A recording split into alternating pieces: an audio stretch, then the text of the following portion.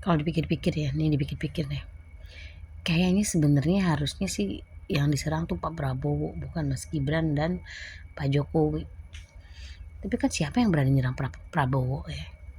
Pak Prabowo kan nggak kayak Pak Jokowi ya. Istilahnya mereka tuh takut. Sebenarnya mereka pikir ya barisan sakit hati dan barisan yang haus kekuasaan. Tahu kan yang barisan haus kekuasaan dan sakit hati itu. Sebenarnya mereka pikiran mereka ya. Yang terlemah ya menurut mereka Pak Jokowi dan Mas Gibran. Mereka nggak sadar kalau sebenarnya kekuatan itu ya adanya di Pak Jokowi ya. Karena hampir hampir ya lebih dari separuhnya rakyat jelata tuh cinta dan sayang sama Pak Jokowi dan Mas Gibran gitu. Mereka pikir dengan menyerang Pak Jokowi dan Mas Gibran akan melemahkan Pak Prabowo. Lalu secara personal langsung Pak Prabowo diperserang. Mereka yakin Pak Prabowo nggak sesabar Pak Jokowi.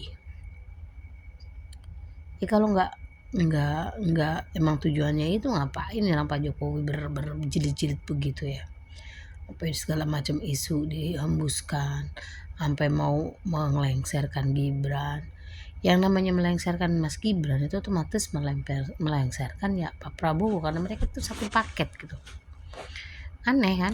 Istilahnya mau Mas Gibran diturunin gitu misalnya, ya otomatis ya Pak Prabowo juga turun kan. Istilahnya kadang ya entah gimana ya.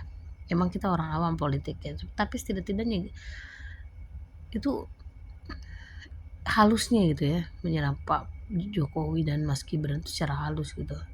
Padahal kenyataannya ya ngurak-ngurak ya pemerintahan itu. Semua program diserang semua. Untuk saat sekarang siapa sih yang bisa gitu? Dengan kondisi dunia yang kacau balau, perang di mana-mana gitu. Siapa yang bisa bertahan? Termasuk Indonesia menurut saya lebih ya mending dibanding negara lain gitu. Mending. Cuman ya emang untuk menghadapi ini semua secara semua gitu ya nggak semudah itu.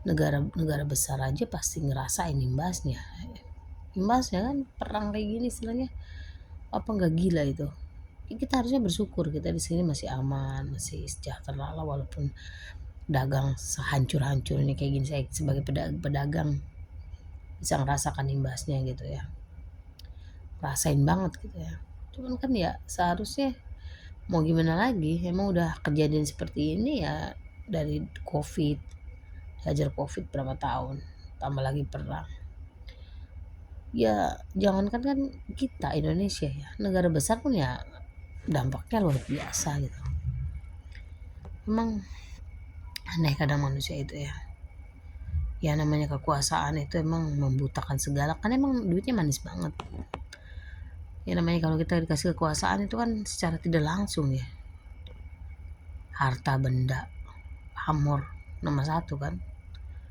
tapi kayak yang namanya mereka harusnya sadar untuk menjadi pemimpin itu bukan hanya sekedar kekuatan massa itu ada kekuatan Tuhan kekuatan Allah gitu yang menjadikan dia sebagai pemimpin karena nggak gampang gitu jadi pemimpin itu kalau jadi pemimpin gampang ya semua orang pengen jadi pemimpin cuman masalahnya direstui nggak sama yang di atas kan gitu kalau emang Pak Jokowi dulu nggak direstuin sama Allah ya mungkin udah tumbang 10 tahun loh dari wali kota gubernur sampai presiden kan itu Tuhan yang ngatur semua